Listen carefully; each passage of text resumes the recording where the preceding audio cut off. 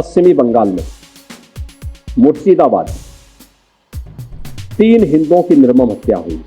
देश वही देश है जिस देश में वक्फ के नाम पर लाखों एकड़ लैंड कब्जे की गई है। हिंदू वहां पर किस कदर उनके साथ अत्याचार हो रहे हैं आपने देखा होगा। न कांग्रेस ने, न समाजवादी पार्टी ने, न ममता बनर्जी ने, किसी ने भी उनके पक्ष में आवाज नहीं उठाई तो केवल भारतीय जनता पार्टी। আপনারা দেখছেন বাংলা খবর ইউটিউব চ্যানেল। বক্স সংশোধনী আন্দোলনের নামে মুর্শিদাবাদ জুড়ে চলছে দুষ্কৃতীদের তাণ্ডব। ইতিমধ্যে চলে গেছে 3টি প্রাণ। পরিস্থিতি সামাল দিতে রাজ্য পুলিশ কার্যত ব্যর্থ হয়েছে। কলকাতা হাইকোর্টের নির্দেশে বিএসএফ এবং অন্যান্য কেন্দ্রীয় বাহিনী নামানো হয়েছে। তবুও দফায় দফায় এলাকায় উত্তেজনা এবং অশান্তির খবর আসতেই থাকছে। বহু হিন্দু ইতিমধ্যে ঘর ছেড়ে চলে যাওয়ার সিদ্ধান্ত নিয়েছে এবং তারা ঘর বাড়ি ছেড়ে চলেও যাচ্ছে। এমতো অবস্থায় উত্তরপ্রদেশের মুখ্যমন্ত্রী যোগী আদিত্যনাথ, যিনি বুলডোজার বাবা নামে খ্যাত, তার বক্তব্য সামনে এলো। আমরা শুনে নেব তিনি বাংলার অশান্তি নিয়ে এবং হিন্দুদের ওপর निर्यातन निये की वक्तव्य रखलें। मुझे लगता है 3 वर्ष पहले हमारे राज्यसभा के सांसद और SC/ST आयोग के पूर्व अध्यक्ष, उत्तर प्रदेश के पूर्व DGP श्री ब्रजलाल जी ने एक पुस्तक लिखी थी और पुस्तक उन्होंने बाबा साहब भीमराव अंबेडकर और उस समय आजादी के समय के उन 2 दलित महायोद्धाओं की चर्चा करते हुए उसके तुलनात्मक अध्ययन पर आधारित थी। एक तरफ बाबा साहब भीमराव अंबेडकर, जिन्होंने कहा था कि मैं आदि भी और अंत भी मेरा एक भारतीय के रूप में रहेगा और भारतीय के रूप में ही मैं अपनी पहचान को बनाए रखना चाहता हूं। और दूसरी तरफ जोगेंद्र नाथ मंडल थे, जिन्होंने पाकिस्तान का समर्थन कर दिया लेकिन 1 वर्ष भी पाकिस्तान में नहीं रह पाए थे। बहनों और भाइयों, जोगेंद्र नाथ मंडल की कृत्यों की सजा आज भी बांग्लादेश के अंदर वहां का हिंदू प्राप्त कर रहा है। आप सब जानते हैं बांग्लादेश में जो भी हिंदू है, जो प्रताड़ित हो रहा है, जो पीड़ित है, ये सभी दलित हिंदू और दलित हिंदू वहां पर किस कदर उनके साथ अत्याचार हो रहे हैं आपने देखा होगा। न कांग्रेस ने, न समाजवादी पार्टी ने, न ममता बनर्जी ने, किसी ने भी उनके पक्ष में आवाज नहीं उठाई तो केवल भारतीय जनता पार्टी ने उठाई। भारतीय जनता पार्टी ने उठाई और भारतीय जनता पार्टी इस बात के लिए प्रतिबद्ध है कि हमें हर हिंदू की रक्षा करनी है और इसी के लिए सिटीजनशिप अमेंडमेंट एक्ट भी बनाया कि किन्हीं कारणों से पाकिस्तान में, बांग्लादेश में, अफगानिस्तान में कोई सिंधु, कोई सिख, कोई हिंदू, कोई जैनी, कोई बौद्ध, अगर वह वहां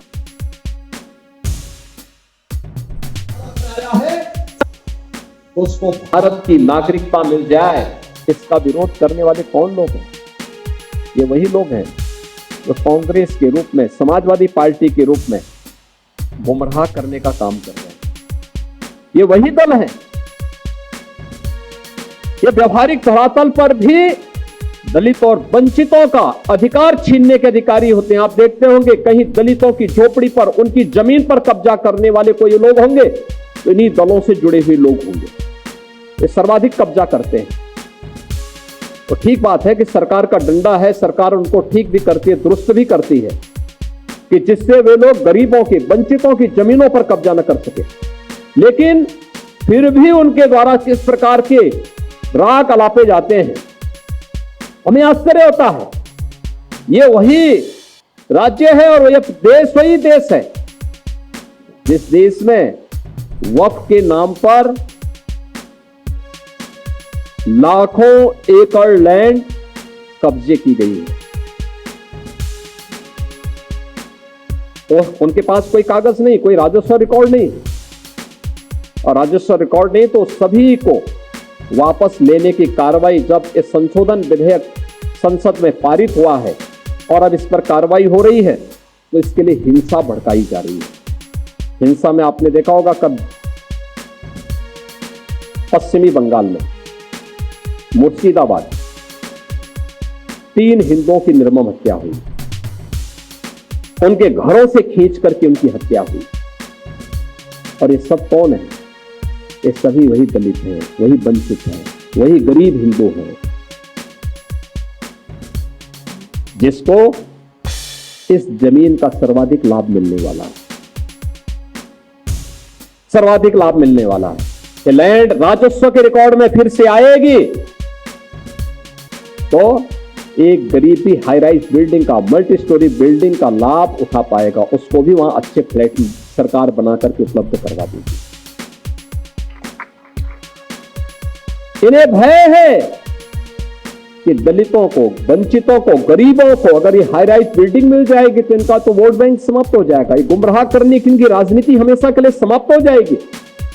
इसलिए लोग हिंसा भड़का रहे हैं, हिंसा का रास्ता अपना रहे हैं। आप देख रहे होंगे सिटीजनशिप अमेंडमेंट एक्ट पारित होने में जिसका लाभ सर्वाधिक पाकिस्तान, बांग्लादेश या अफगानिस्तान में जो वंचित हिंदू था, दलित हिंदू था, उनको भारत की नागरिकता देने का काम, जो कि कभी भी भारत में आए थे, 5 वर्ष पहले आए थे, उनको जब नागरिकता देने के कार्यक्रम को प्रधानमंत्री मोदी जी ने आगे बढ़ाया, इन्होंने पूरे देश के अंदर आंदोलन शुरू कर दिया, अभियान चालू कर दिया, बड़े बड़े आंदोलन किए, तोड़फोड़ की, आगजनी की।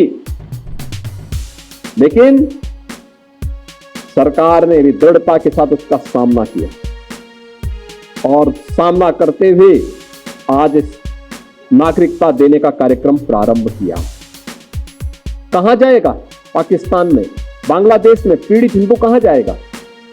तो हिंदुस्तान की तरफ ही आएगा। दुनिया के अंदर कहीं भी कोई पीड़ित हिंदू होगा, वह आकर के अंततः हिंदुस्तान में ही आएगा और वह भारत में आकर के ही शरण लेने के लिए मजबूर होता है। लेकिन कांग्रेस और समाजवादी पार्टी या टीएमसी जैसे दल हमेशा इसमें बाधक रहे हैं और उन लोगों ने उन्हें दोयम दर्जे का नागरिक बनाने का काम किया, शरणार्थी के रूप में रखा।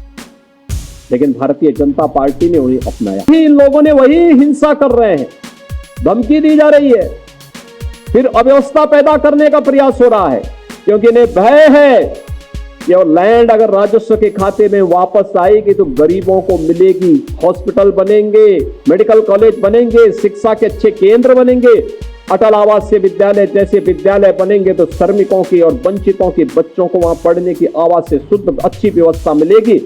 इसलिए ये लोग उस कार्यक्रम को आगे नहीं बढ़ाने देना चाहते। बहनों और भाइयों, और जब इन मुद्दों की ओर से जनता का ध्यान हटाने के लिए आज कांग्रेस हो या समाजवादी पार्टी, ये राष्ट्र नायकों के अपमान पर उतारू हो चुकी है।